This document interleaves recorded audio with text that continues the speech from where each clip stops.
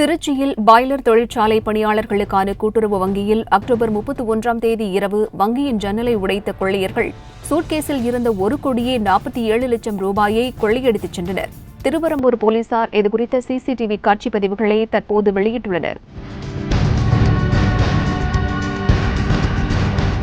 அதில் சுவர் வழியாக ஜன்னலில் ஏறிய கொள்ளையன் ஒருவன் மிகச் சாதாரணமாக ஜன்னலை வளைத்து உள்ளே செல்வதும் நன்றாக தெரிந்தது போல அறைக்குள் நுழைந்து சூட்கேஸை எடுத்து வந்து ஒரு பைக்குள் பணத்தை வைத்துச் செல்வதும் பதிவாகியிருந்தது.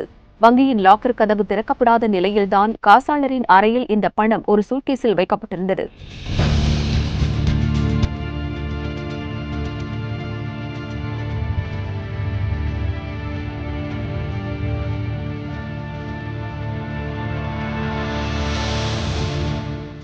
மேலும் இப்பகுதியில் பொதுமக்கள் நடமாட தடை உள்ளதால் நன்றாக அறிந்த யாரோதான் இச்செயலில் ஈடுபட்டிருக்க வேண்டுமென போலீசார் சந்தேகிக்கின்றனர்.